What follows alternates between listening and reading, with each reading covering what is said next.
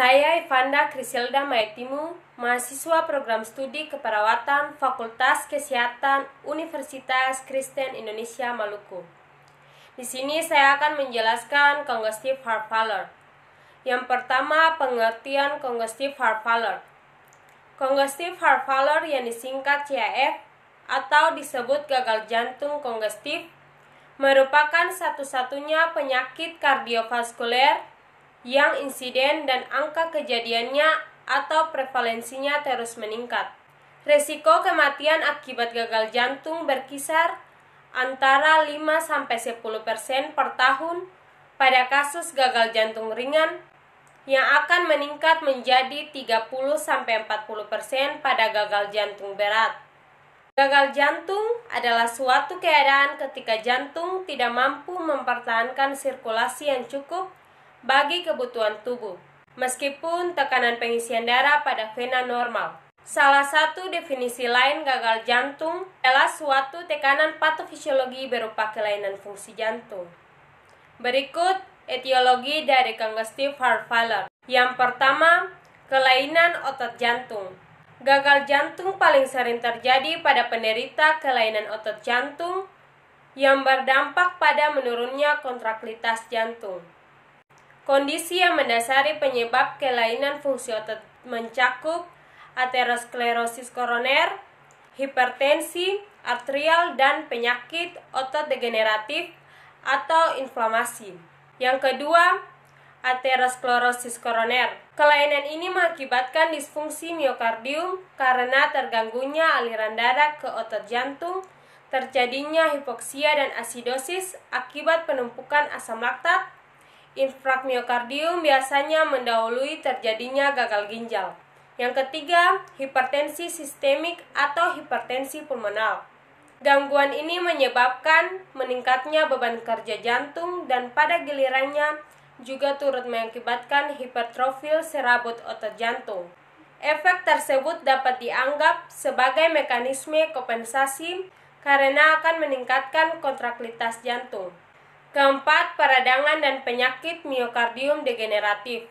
Gangguan kesehatan ini berhubungan dengan gagal jantung karena kondisi ini secara langsung dapat merusak serabut jantung dan menyebabkan kontraktilitas menurun. Berikut Sagan dan Saipton atau tanda dan gejala congestive heart failure. Yang pertama, meningkatnya volume intravaskuler. Kedua, kongestif jaringan akibat tekanan arteri dan vena meningkat. Ketiga, edema paru akibat peningkatan tekanan vena pulmonalis sehingga cairan mengalir dari kapiler paru ke alveoli yang dimanifestasikan dengan batuk dan nafas pendek.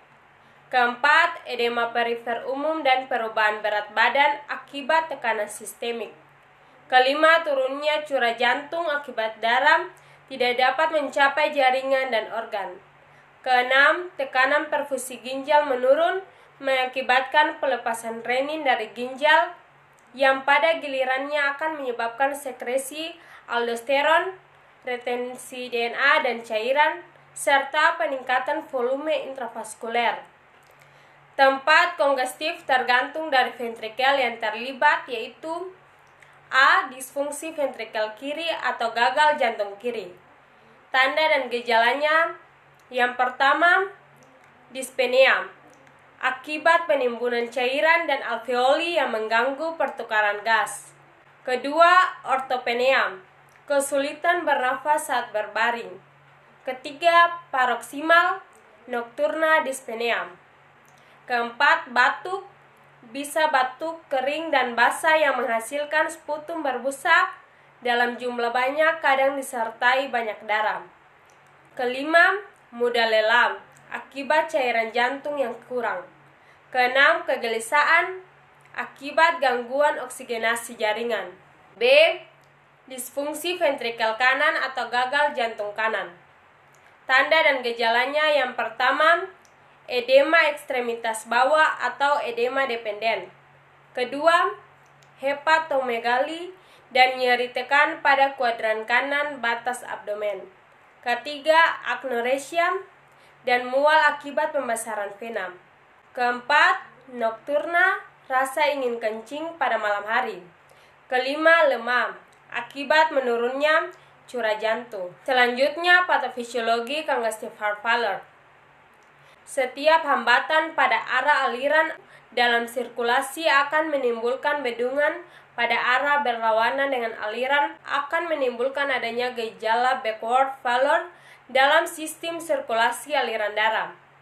Mekanisme kompensasi jantung pada kegagalan jantung adalah upaya untuk mempertahankan peredaran darah dalam memenuhi kebutuhan metabolisme jaringan.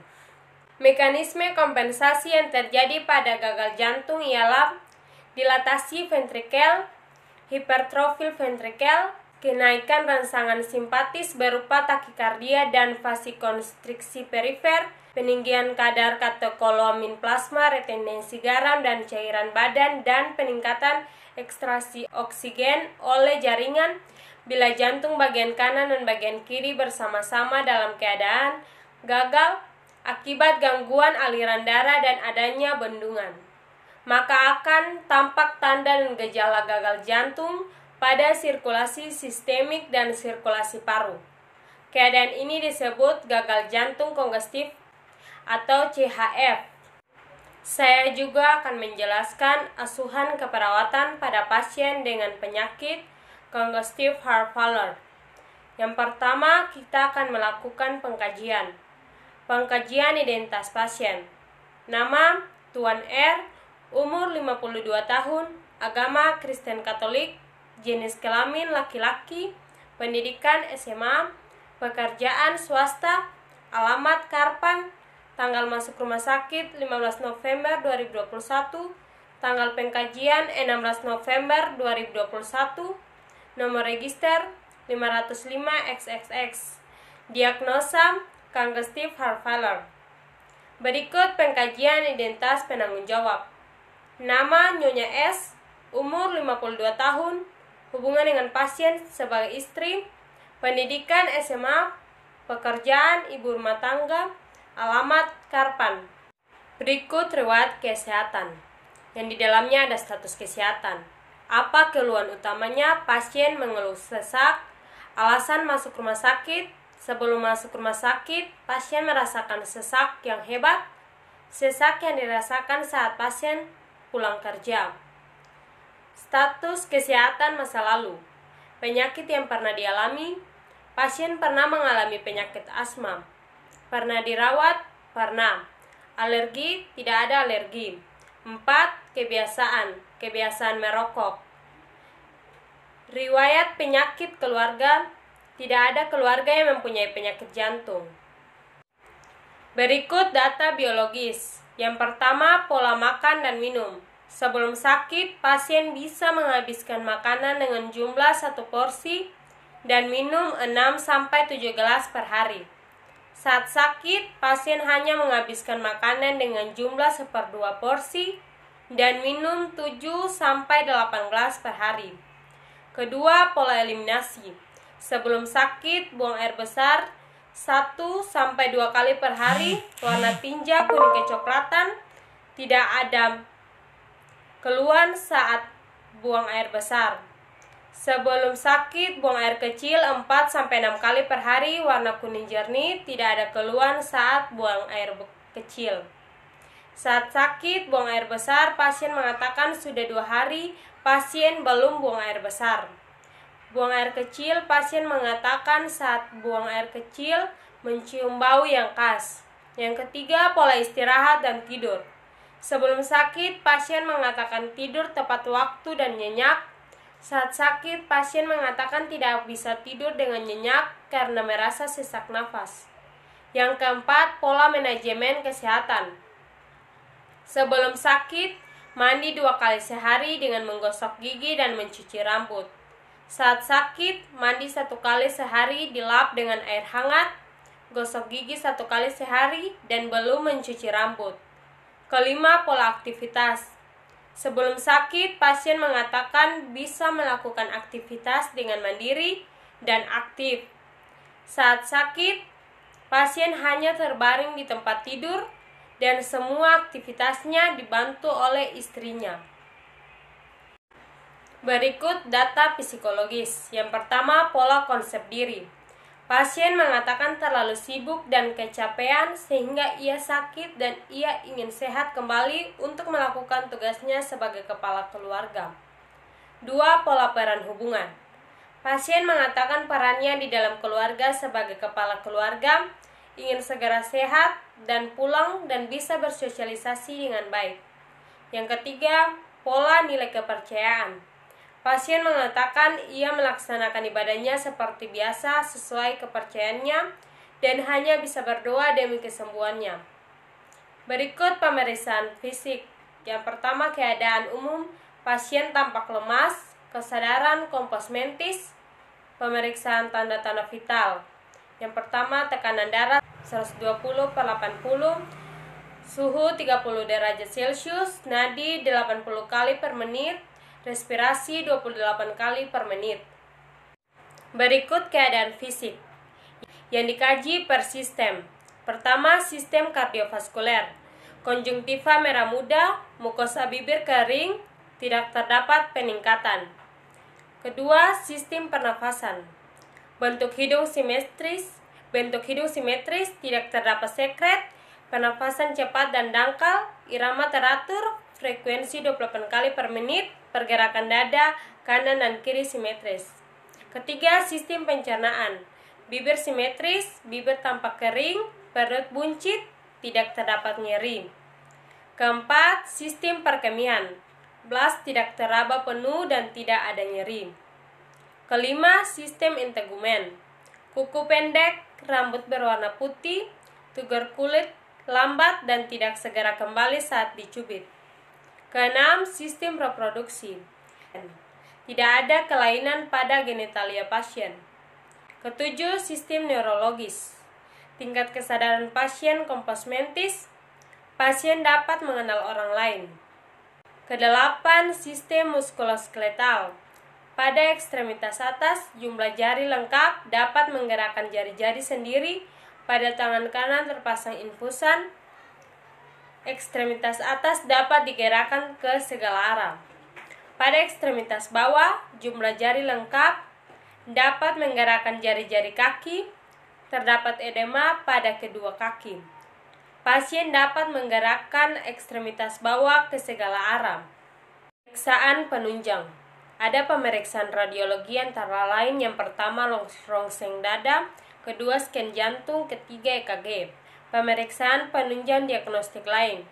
Glukosa puasa 95,6, normalnya 70-100 mg per desiliter. SGPT 272,1, normalnya kurang lebih 46 liter atau 37 derajat Celcius.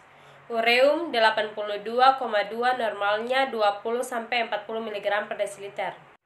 Analisa data. Pada nomor 1, data subjektif, pasien mengeluh sesak. Data objektif, pasien tampak lemah dan sesak nafas cepat dan dangkal. Etiologinya yaitu penurunan suplai oksigen. Masalahnya pola nafas tidak efektif. Analisa data nomor 2. Data subjektif, pasien mengatakan nafsu makan tidak ada dan merasa mual. Data objektif, makan hanya menghabiskan 1/2 porsi, bibir tampak kering dan terlihat lemas. Etiologinya penurunan nafsu makan. Masalahnya perubahan nutrisi kurang dari kebutuhan tubuh. Berikut diagnosa keperawatan yang muncul. Pertama, pola nafas tidak efektif berhubungan dengan penurunan suplai oksigen. Kedua, perubahan nutrisi kurang dari kebutuhan tubuh berhubungan dengan penurunan nafsu makan. Intervensi keperawatan. Diagnosa nomor 1, pola nafas tidak efektif berhubungan dengan penurunan suplai oksigen. Tujuan dan kriteria hasil. Tujuan setelah dilakukan perawatan selama 1x24 jam, gangguan pertukaran gas teratasi dengan kriteria hasil, pasien tidak mengeluh sesak, sesak berkurang sampai hilang, respirasi 16-20 kali per menit, napas teratur. Intervensi yang dilakukan. Pertama, atur posisi semifolor. Rasionalnya, posisi semifolor dapat mengurangi beban kerja jantung dalam memompahkan darah ke seluruh tubuh. Intervensi kedua, pantau frekuensi nafas setiap 5 jam sekali. Rasionalnya meningkatkan pengembangan paru selama inspirasi. Intervensi ketiga, berikan terapi oksigen 2 liter per menit. Rasionalnya menurunkan hipoksemia jaringan. Intervensi nomor 2, perubahan nutrisi kurang dari kebutuhan tubuh berhubungan dengan penurunan nafsu makan. Tujuan dan kriteria hasil. Tujuan, setelah dilakukan perawatan selama 1x24 jam, kebutuhan asupan nutrisi terpenuhi secara bertahap. Dengan kriteria hasil, habiskan 1/4 porsi makan, nafsu makan akan meningkat. Intervensi yang harus dilakukan, yang pertama, berikan makan sedikit tapi sering, 3 sendok setiap 20 menit. Rasionalnya mengurangi rasa mual dan cepat memenuhi asupan nutrisi. Intervensi kedua, hindarkan makan makanan yang mengundang pasien mual. Rasionalnya mengurangi rasa mual dan penurunan nafsu makan. Berikut implementasi keperawatan. Diagnosa nomor 1 dilakukan tanggal 17 November 2021 jam 08.00 WIB. Tindakan keperawatan yang dilakukan, pertama, mengatur posisi semipolar, 2, memantau irama frekuensi napas setiap 5 jam sekali, 3, memberikan oksigen 2 liter per menit. Tindakan nomor 2 dilakukan tanggal 17 November 2021 jam 12.00 WIB. Tindakan yang dilakukan, yang pertama, memberikan pasien makan sedikit tapi sering setiap 20 menit. Kedua, menghindarkan memberi makanan yang mengundang pasien merasa mual. Berikut evaluasi keperawatan. Evaluasi nomor 1 tanggal 18 November 2021 jam 08.00 WIB. Subjektif, pasien mengatakan sesak berkurang. Objektif, pasien tampak tidak sesak lagi. Frekuensi nafas 20 kali per menit. Asesmen, resiko pertukaran gas teratasi. Planning, intervensi dihentikan. Evaluasi nomor 2 tanggal 18 November 2021 jam 12.00 WIB. Subjektif, pasien mengatakan makan bertambah dan mual berkurang. Objektif, pasien sudah mau makan, makanan dihabiskan 1/4 porsi makan. Asesmen, resiko nutrisi kurang dari kebutuhan tubuh teratasi. Planning, intervensi dihentikan. Evaluasi secara komprehensif. Biologis, pasien mulai berkurang sesak napas. Psikologis, pasien mulai tidak merasa cemas lagi karena mulai sehat dan bisa pulang. Sosial, pasien sudah ingin bekerja lagi setelah menjalani pemulihan untuk bertemu keluarga dan teman-teman kerja. Spiritual, pasien menguatkan dirinya dengan berdoa untuk penyembuhannya. Kesimpulan congestive heart failure. Congestive heart failure atau sering disebut dengan gagal jantung adalah ketidakmampuan jantung untuk memompa darah ke seluruh tubuh. CHF ini dapat menjadi kronis apabila disertai dengan penyakit-penyakit seperti hipertensi, penyakit katup jantung, kardiomiopati atau kelainan fungsi otot jantung, dan lain-lain. CHF juga dapat berubah menjadi akut dan berkembang secara tiba-tiba. Gagal jantung juga sering disebut suatu keadaan ketika jantung tidak mampu mempertahankan sirkulasi yang cukup bagi kebutuhan tubuh, meskipun tekanan pengisian darah pada vena normal.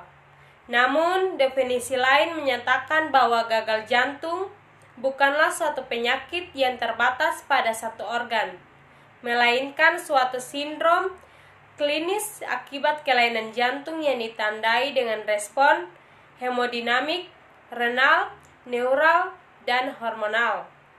Demikianlah presentasi terkait dengan penyakit congestive heart failure dan penjelasan asuhan keperawatan penyakit congestive heart failure. Terima kasih.